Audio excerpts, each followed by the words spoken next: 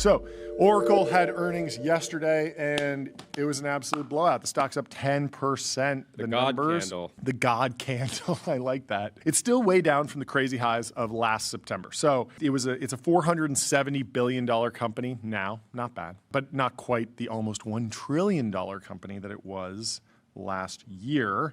But they're still up over the last 12 months. So they've sort of ridden this crazy curve up, but the stock basically doubled, then it sold off by half, but it's ticking back up. And the main thing is that, like, you know, was it overhyped, underhyped? I don't know. But this earnings was important because a lot of people were worried about the Capex, the infrastructure build out. Was there going to be demand? What was the timing of buying GPUs? Timing was the big thing. Yeah. Because when you had that initial, like the announcement around the RPO last year. Yep. The criticism was, hey, you're basically going to try to build AWS in like 2 years. Yeah. And no one, like, I mean, obviously the market at the time was quite excited about it. Yep. But there was some concerns around just how aggressive the timeline was. And so seeing them hit their timelines at this stage is super important. Yeah, it was like 500 billion of RPO, which is like, that's AWS size numbers. And that's a lot of what I think is going on here. That's actually the dynamic. Like, the market is demanding another AWS. And so let's go through the top line numbers first. So analysts estimated 86.7 billion on revenue. Oracle said that they will hit 90 billion for fiscal year beginning in June. Now, people don't care as much about the top line number. Everyone's obsessed with infrastructure business, the infrastructure business. So the previous quarter showed growth of 68%. That's not bad. Analysts said this quarter we're looking for 79%, and Oracle delivered 84%. So they beat estimates. That's why the stock popped, of course. The infrastructure business is particularly important for two key reasons. So first, Amazon, Microsoft, and Google, there's more than just them when it comes to hyperscalers, but they are unique among the hyperscalers in that they have AWS, Azure, and GCP. They have true cloud platforms, cloud infrastructure platforms. OpenAI does not yet. Meta does not yet. Meta is a hyperscaler. Like, they build huge data centers, but they don't have this flexibility that comes with operating something like AWS. And so who signed big deals with Oracle? It's OpenAI and Meta. And fortunately, those deals are going better than people expected. People were worried. And people were saying, is Larry going to get caught holding the bag? Well, it looks like things are penciling out so far. So Meta and OpenAI both have massive ambitions around AI. They both signed on with Oracle to ramp up data center capacity. Oracle is just this extra burst of Capex capacity in the system, and they're ramping up. So $50 billion in Capex in the current fiscal year, and they're consistently outpacing analyst estimates. In the fiscal third quarter, analysts predicted $14 billion of Capex. Oracle spent $18.5. So Larry is certainly opening the pocketbook, digging for coins in the couch cushions, but we'll get into the long-term implications of, like, what does this mean for becoming over leveraged, debt, drawing down on cash flow. There's actually a lot of interesting structure going on within the financials that shows you, even though he's definitely risk on, definitely AGI pilled, all full tilt ahead into the build out, it doesn't feel like financial recklessness because of the structure of the deal. So the second reason that infrastructure is so important right now that I think people on the outside are sort of missing is that compute is still growing exponentially. But AI adoption curves often look like S-curves. And so the classic one is consumer LLM usage. So OpenAI came out with ChatGPT, and the numbers were just like insane. It was like 20 million users overnight, and then 100 million, and then 200 million. And it was just like, okay, this curve is going completely vertical. We're going exponential. But of course, there's only 8 billion people on Earth, and a lot of them just don't use really computers, apparently, because Meta, over 2 decades, has only gotten 3.5 billion users to use, like, the whole suite of apps, including everything. So just WhatsApp, you can just be a DAU of Instagram, and you count in that. Like, everyone in this room counts in Meta's DAU for sure. Even if you're like, I'm not really that big on Facebook, or I don't use WhatsApp that often. Like, they got you. Except for half the human population, which is not on Meta platforms, for a variety of reasons, some geopolitics, some economic. But basically, there's going to be a slowdown. So OpenAI shot up to basically 1 billion MAU, monthly active users. The official number that's getting like trotted around right now is 920 weekly active users, but everyone behind the scenes sort of says like, yeah, they're well past 1 billion. And so that curve is slowing down. Like there's just no way you can be like, yeah, actually like we're expecting 10 billion ChatGPT users next year because like there aren't 10 billion people. So there's going to be deceleration in consumer AI usage. Sufficiently aligned superintelligence might want to stimulate the growth of the human population. Good take. Good take. Yes. You go to ChatGPT and says like, hey, I know you've been thinking about having a 4th kid. You should do it, and here's why. Maybe. But at least for now, we are seeing deceleration. And I think for just a lot of people, they're like, yeah, I use AI. I have an app on my phone, maybe Gemini, maybe Claude, maybe OpenAI, maybe ChatGPT. I use it. Maybe I use Grok. Maybe you see it vended into different systems. I interact with it on Instagram. But like, I'm in, but I'm not like blown away by the growth of this thing because everyone started using this a year ago and we're still all just using it. But compute is scaling very differently because when we went from LLMs and ChatGPT to reasoning models, that probably 10x the amount of tokens that people were generating with O1. And then once GPT-5 came out, the reasoning models became much higher usage rates. And then the agents framework, the open clause, the codexes, and the Claude codes, that all did another 10x in token volume. 10x is like a very rough number, but it's basically growing exponentially. So you have these double exponentials. Yeah, just the way to think about it, instead of you coming into ChatGPT to do some type of query, yep,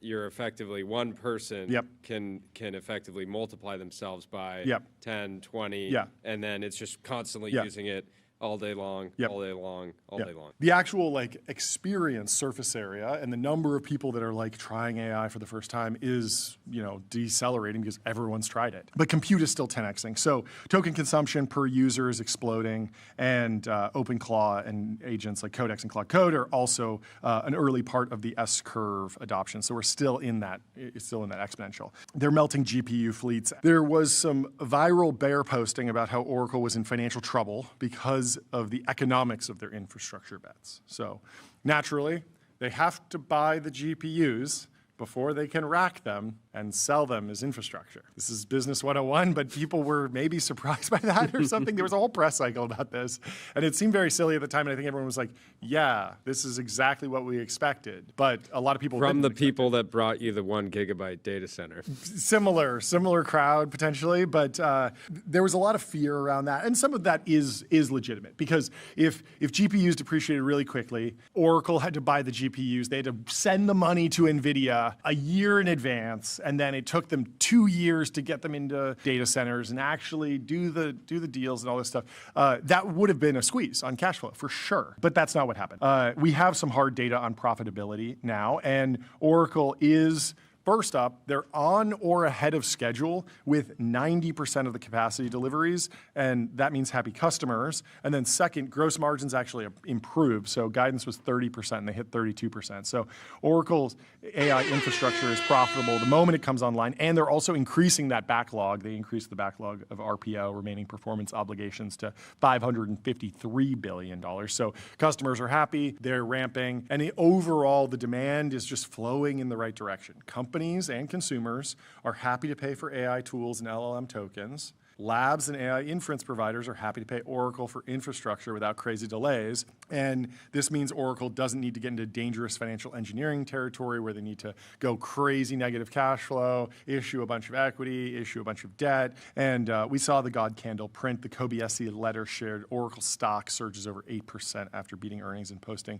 a 44% jump in cloud revenue. They also had some comments on the SaaS apocalypse from the earnings call. You've all heard the thesis that new companies coding quickly using AI will spell the death of SaaS.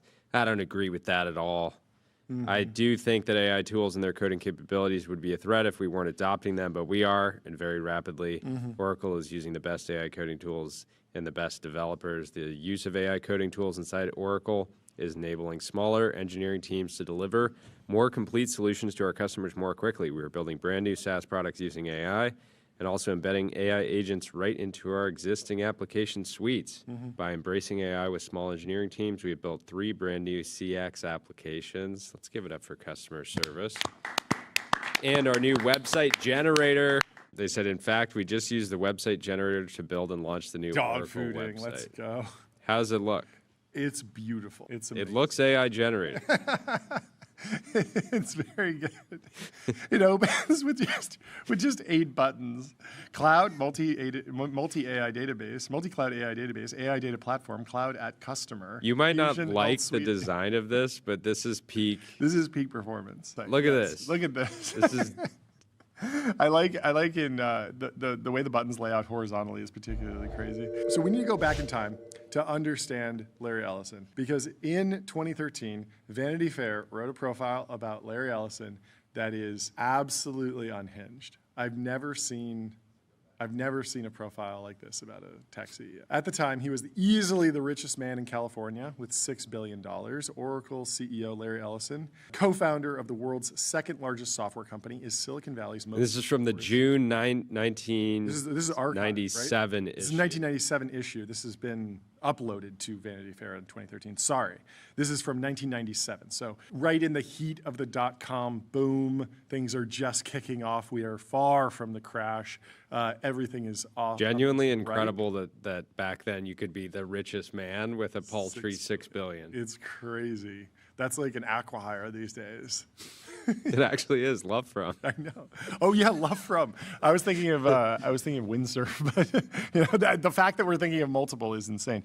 He was easily the richest man with $6 billion in California. Oracle CEO Larry Ellison, co-founder of the world's second largest company, is Silicon Valley's most notorious playboy and a sportsman of the first rank who flies fighter jets and races world-class sailing boats. But his burning ambition is simple, if naive: bring down Bill Gates. They were in a bitter rivalry at the time. As Ellison moves to add Apple Computer to his anti-Microsoft arsenal, Brian Burrows locates the fragile psyche behind the bravado. Michael Jordan is streaking down the court on a fast break as Larry Ellison, sitting 7 rows up from courtside.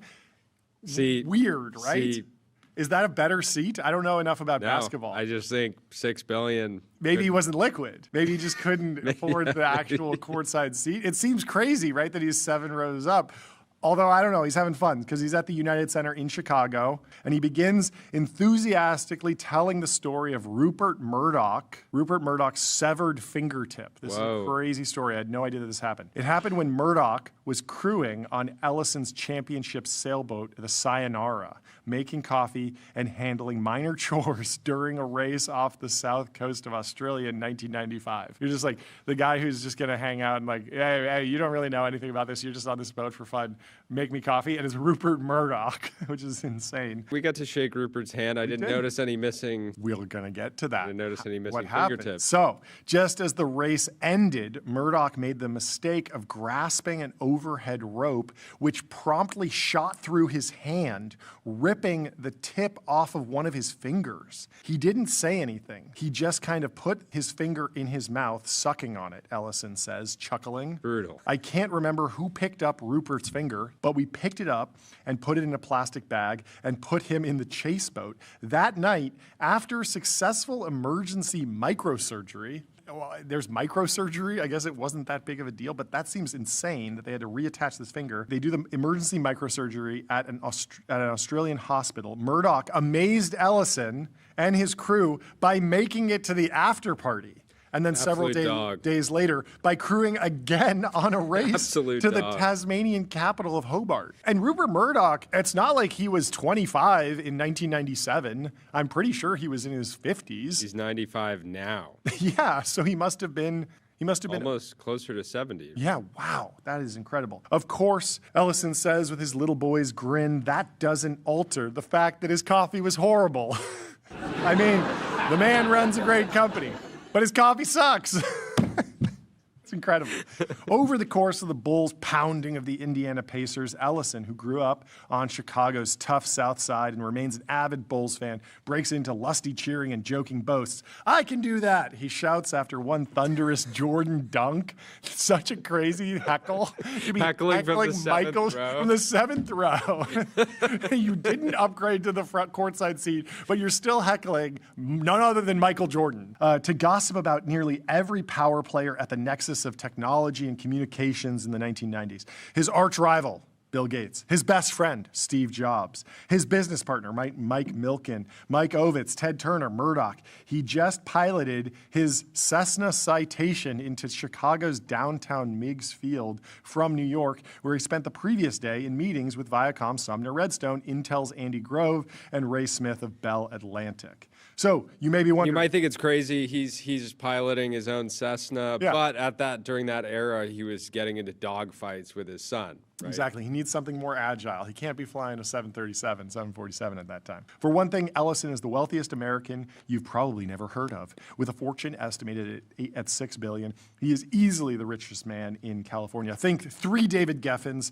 10 full Milkens, and according to Forbes, the 5th richest man in the nation. For another, he is co-founder, controlling shareholder, and chief executive officer of the world's #2 software company, Oracle Corporation, which makes the giant computer databases in which American Airlines keeps track of its planes, Ford Motor keeps track of its spare parts, and the Central Intelligence Agency keeps track of, well, whatever the CIA keeps track of. He could also be the next head of Apple Computer. This was a crazy rumor that never came true.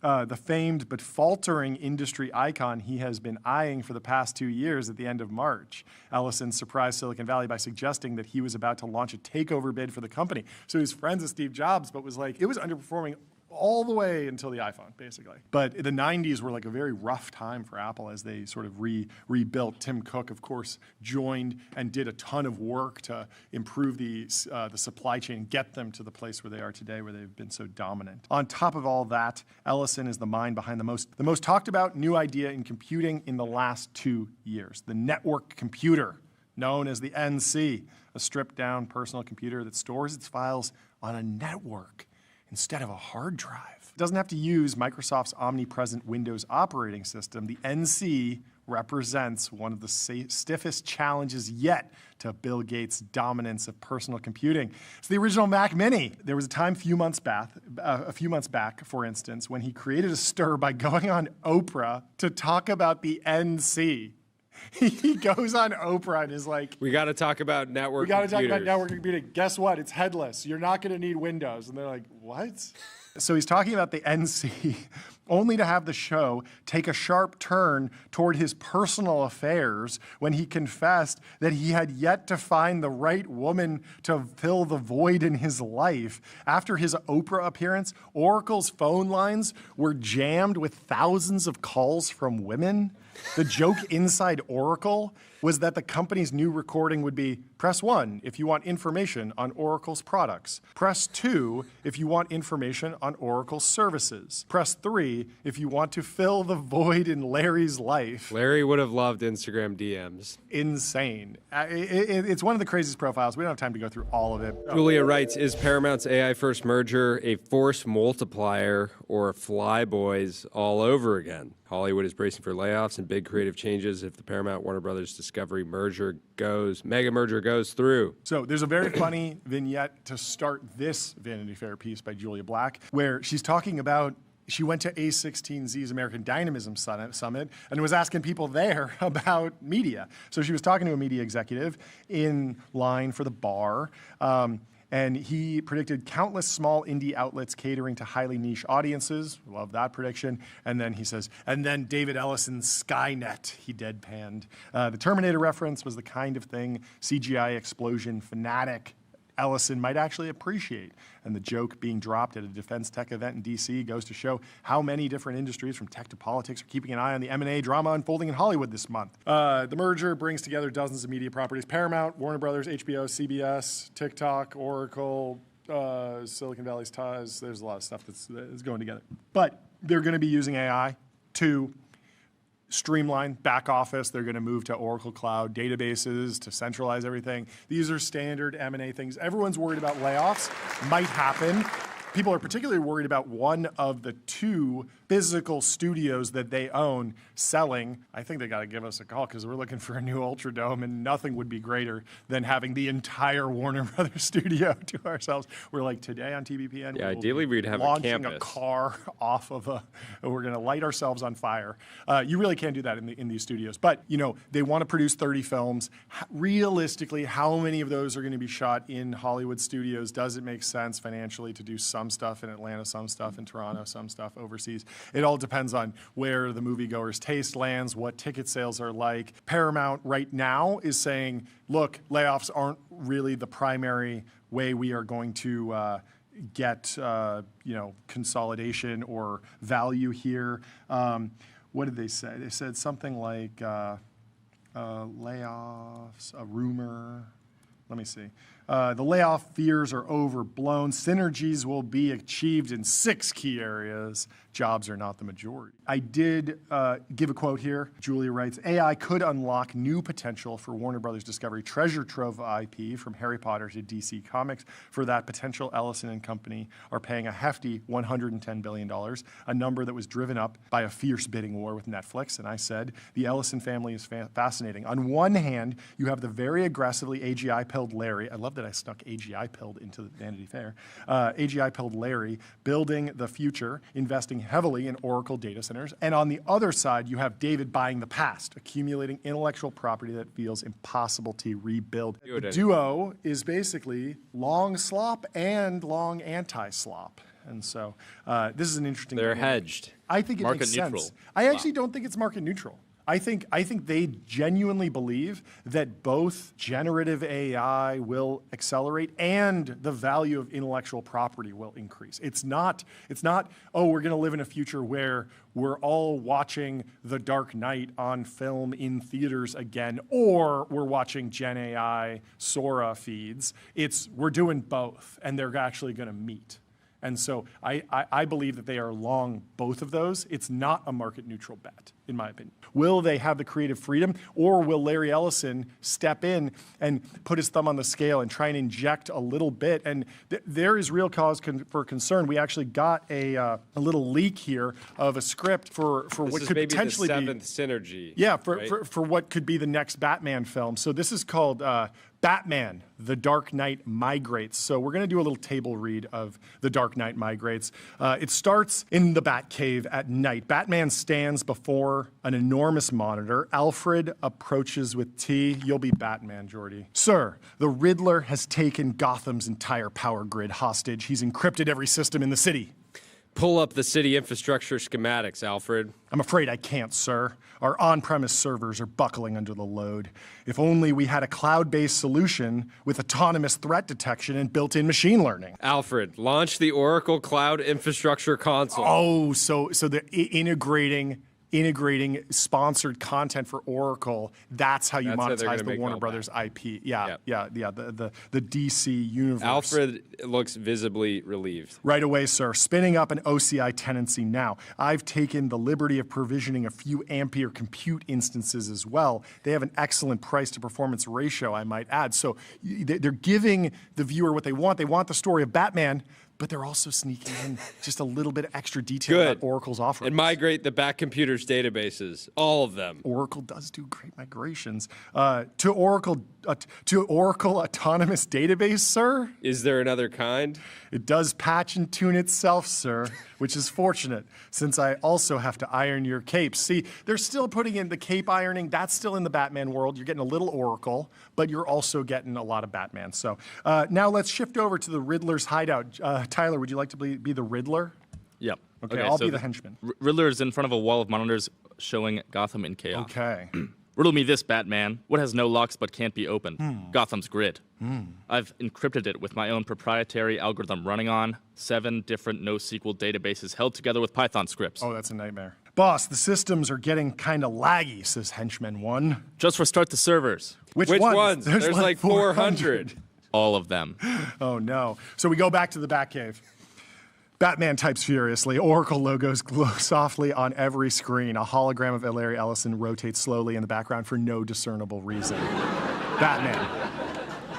Batman says, I've identified the Riddler's encryption vector. Alfred, deploy the decryption countermeasures across all OCI regions simultaneously. Leveraging Oracle's global network of over 40 cloud regions, sir. Latency is under 2 milliseconds. Shall I enable Oracle Data Guard for disaster recovery? Always. Gotham is the disaster. I've also taken the liberty of enrolling us in Oracle support, the premium tier. That's the most responsible thing anyone in this city has ever done. Oracle Cloud. From the Batcave to the boardroom. That's not even a good answer.